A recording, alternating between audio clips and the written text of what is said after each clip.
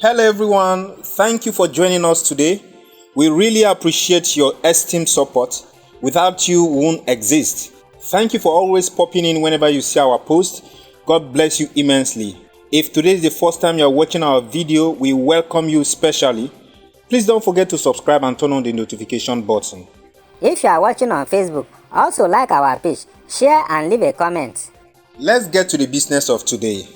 This car right here can drive itself. Yes, there's nobody inside, but much more than that, it's an electric car, meaning it uses no fuel. Cool. If you look behind me, you'll see a refinery. It's owned by Nigerian multi-billionaire Aliko Dangote. Please, I want to ask a question. Are you saying as a country we can't build a refinery? It's a lie. We have abandoned some refineries in this country and we can still build new ones. If Dangote as an individual can build a refinery, please don't make us look like fools thinking we can't build a refinery as a country. The truth is that when we export crude oil, some people are making money out of it. Also, when we import the finished product too, there are some people that are still making money out of it. Who are they deceiving? They say banning rice will increase our GDP. Nonsense. From the time they ban rice till now, what happened to the value of Naira? Last time I changed dollar, I sold it for 430 Naira. We have been blinded by corrupt practices, so we don't even know what the right things look like anymore.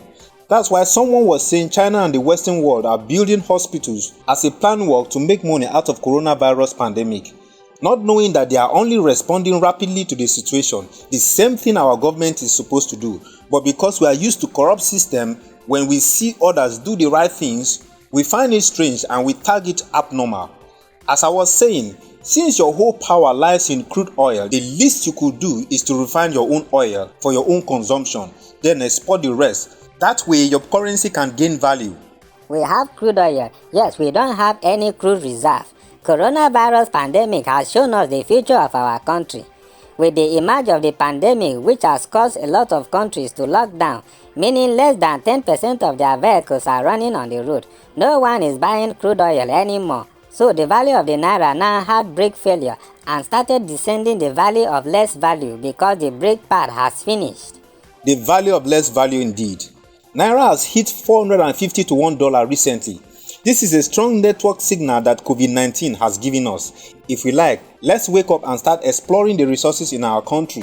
If we like, let's keep waiting to sell crude oil and steal the money. The truth remains that what COVID-19 showed us is what electric cars will do to us in the nearest future.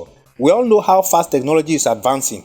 Many vehicle manufacturers have started making electric vehicles. Very many. Yes, and for a country like Norway that is leading the way in electric vehicles, their target is that by 2025 all new vehicles will have zero emission, meaning they won't be using fuel anymore. What we don't know is that electric cars will have taken over in the 90s, but America as the world power and the largest oil producer shut it down because forget about it because we all know the effect of global warming on our planet. So electric cars coming at this time is widely supported. Not only Norway that has goals for electric vehicles, Ireland and UK also have set goals that by 2030 and 2040 respectively, their new vehicles will hit zero emission. Let's not even imagine what China would do, as we all know their power tussle with America. They will want to cut down their volume of oil importation, resulting in fast plan for zero-emission vehicles. My people, at that time, this our crude oil, we will start using it to eat roasted yam. You people have not eaten roasted yam deep in palm oil before, abi? That thing used to be very sweet too. Don't worry, we won't buy palm oil anymore. When we have crude oil, we will now be looking for palm oil and vegetable oil. No, even cream self. We won't buy cream anymore. Everybody will be rubbing crude oil. When you go out, everyone will be looking like a gungun that fell inside condemned engine oil. This thing might sound like a joke in our ears right now, but these are realities that will hit us any moment as we've started seeing the traces from the effect of COVID-19 pandemic. Very soon, no one will buy our crude oil anymore. Uncle, Nigeria will become the highest debtor in the world though. You know that we like borrowing money a lot. Upon the repatriated funds that we get every year, we still borrow money. By the time we overborrow and we cannot pay back, then modern colonization will start. Right now, China has started colonizing some African countries already. We are not far from it.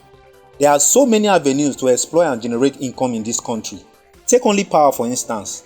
Do you know how much the government would have been making assuming we had constant power supply? Think of the money that people spend on buying fuel every day to power their generators, especially the big organizations. All those giant Meccano generators that used to drink fuel like drunkards drink palm wine. Hey! Assuming there was constant power supply and you were rather channeling half of that money to pay for light, that would cut down oil importation, thereby increasing your GDP. You are making more money and you are importing less. Common sense. Said in our last video, we said that once we continue to have leaders that are outdated, who cannot ride on the wing of technology and don't have business ideas, we won't go anywhere. Even the Bible says that if you pour new wine inside old wineskin, the wineskin will burst. That is the problem of Nigeria. Outdated leaders who surround themselves with outdated people. That is why our universities are outdated. Hospitals are outdated. Everything that is handled by the government is outdated. If you think I am lying, where is Nitel today? For those of you who don't know what Nitel is, it means Nigerian Telecommunication Limited. Before the era of the mobile phones in Nigeria, people used to go to Nitel to make calls. And when you go there, you will queue from morning till evening. Yes, today they have packed up. MTN, Glo, Airtel, 9Mobile. All these telecoms came in, and from the time they came in till now, we can see improvement. All of them have 4G network, which is the latest before 5G that is coming now. All this happened because these companies don't belong to the government. Assuming Nitel was the sub-operator of mobile network in Nigeria, we would have still been using 2G network or even 1G itself by now. Everything that our forefathers built has gone down because the leaders we have today see political office as a pot of gold, not as a service. Once you enter office, you have blown, you have hammered. Yes.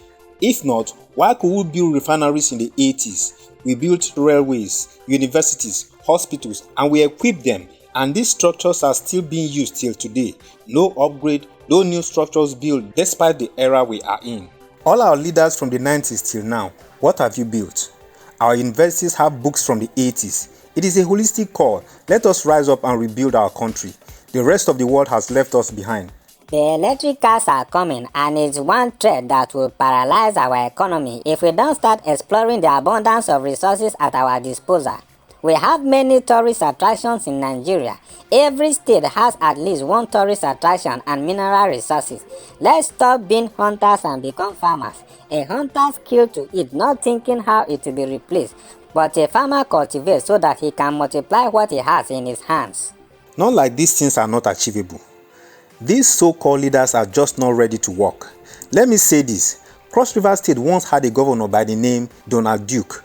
In his 8 years in office, he tarred almost every road in the state, including the ones that have never been tarred before. He made the capital of the state, Calabar, the cleanest city in the whole of Africa. He revamped the cattle ranch and became a tourist zone, where people were traveling from even outside Africa to come there, including the Calabar Carnival, which was also the largest in Africa. Today, all these things I mentioned are the shadow of their former glories, because the governors that came after him have no interest in any of this. Please remember to share and subscribe. Like us on Facebook. Until we jam you again next week, not by accident but by faith. Remember, electric cars are coming, Hey! Stop shouting. What's your problem?